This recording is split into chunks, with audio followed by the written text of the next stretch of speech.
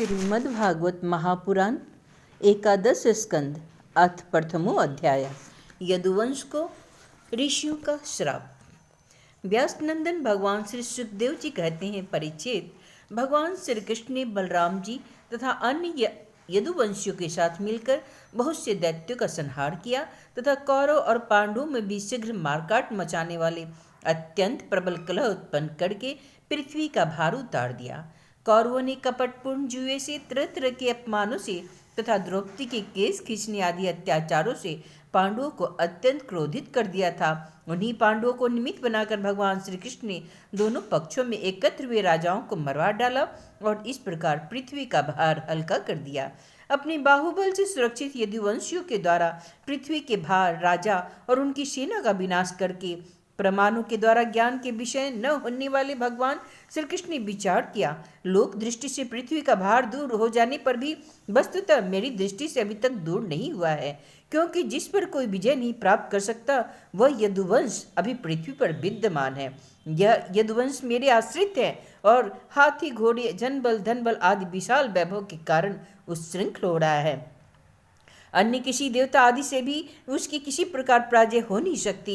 बांस के वन में परस्पर संघर्ष से उत्पन्न अग्नि के समान इस यदुवंश में भी परस्पर कलह खड़ा करके मैं शांति प्राप्त कर सकूंगा और इसके बाद अपने धाम में जा सकूंगा। राजन, भगवान सर्वशक्तिमान और सत्य संकल्प है। उन्होंने इस प्रकार अपने मन में निश्चय करके ब्राह्मणों के शाप के बहाने अपने ही वंश का संहार कर डाला। सबको समेट कर अपने धाम में चले गए। परीक्षित, भगवान की यह मूर्ति त्रिलोकी की सौंदर्य का तिरस्कार करने वाली थी। उन्होंने अपनी सौंदर्य माधुरी से सबके नेत्र अपनी ओर आकर्षित कर लिए थे। उनकी वाणी, उनके उपदेश परम मधुर दिव्याति दिव्य थे। उनके द्वारा उन्हें स्मरण करने वाले उनका वो चित छीन लेते थे। उनके चरण कमल त्रिलोकी के सुंदर थे।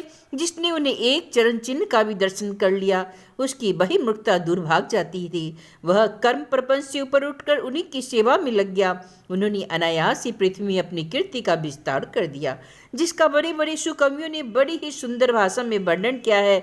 वह इसलिए कि मेरे चले जाने के बाद लोग मेरी इस कीर्ति का गान, श्रवण और स्मरण करके इस अज्ञान रूप अंधकार में से सुगमता में पार हो जाए।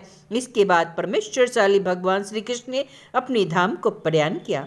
राजा परीक्षित ने पूछा, भगवान, यदुवंशी तो बड़े ब्राह्मण भक्त थे, उनमें बड़ी उदारता भी थी और वे अपने कुल वृद्धों की नित्य निरंतर सेवा भी करते थे।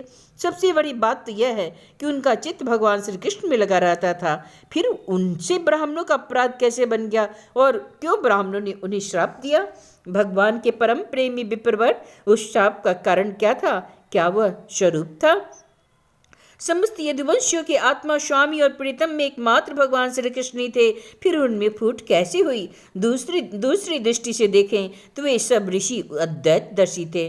फिर उनमें ऐसी भेद दृष्टि कैसी हुई? यह सब आप कृपा करके मुझे बतलाइए। श्री सुखदेव जी कहते हैं, भगवान श्री कृष्ण ने वह शरीर धारण करके जिसमें संपूर्ण सुंदर पदार्थों का सन्निवेश था। नेत्रों में मृगनयन, कंधों में सिंह स्कंद, करों में कड़ीकर, चरणों में कमल आदि का विन्यास किया था। पृथ्वी में मंगल में कल्याणकारी कर्मों का आचरण किया। वे पूर्ण काम प्रभु द्वारिका धाम में रहकर कीरा करते थे और उन्होंने अपनी उद्धार कीर्ति की स्थापना की थी। जो कीर्ति स्वयं अपने आश्रय तक का दान कर सके वह उद्धार है। अंत में श्री हरि ने अपने कुल के उपसंहार की इच्छा की, क्योंकि अब पृथ्वी का भार उतारने में इतना ही कार्य शेष रह गया था। भगवान श्री कृष्ण ने ऐसे परम मंगलमय और पुण्य पाप के कर्म किए कि जिनका गान करने वाले लोगों के सारे कलिमल नष्ट हो जाते हैं। अब भगवान श्री कृष्ण ने महाराज उग्रसेन की राजधानी द्वारिकापुर में वसुदेव जी के घर यादवों का संहार करने के लिए काल रूप से ही निवास कर रहे थे। उस समय उन्हें उनके विदा कर देने पर विश्वामित्र, असित, कनौद, दुर्वासा, भृगु, अंगिरा, कश्यप, वामदेव, अत्रि, वशिष्ठ और नारद आदि बड़े बड़े ऋषि द्वारिका के पास ही पिंडारक क्षेत्र में जाकर निवास करने लगे थे।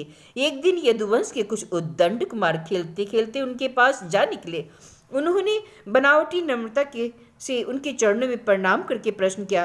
वे जामवंती नंदन शाम को स्त्री की भेष में सजा कर ले गए और कहने लगे, ब्राह्मणों, यह कजराड़ी आंखों वाली सुंदर गर्भवती है।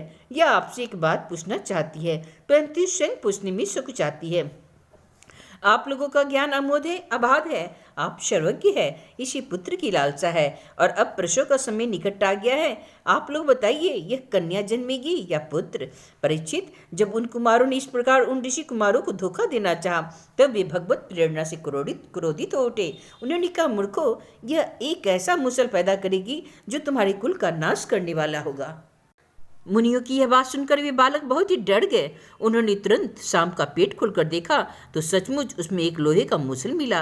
अब तो वे पछताने लगे और कहने लगे, हम बड़े अभागे हैं, देखो हम लोगों ने यह क्या अनर्थ कर डाला, अब लोग हमें क्या कहेंगे। इस प्रकार बहुत ही वे घबरा गए तथा मूसल को लेकर अपने निवास स्थान में गए। उस समय उनके चेहरे फीके पड़ गए थे, मुख कुमला गए थे। उन्होंने बड़ी सभा में सब यादवों के सामने ले जाकर वो मूसल रख दिया और राजा उग्रसेन से सारी घटना कह सुनाई।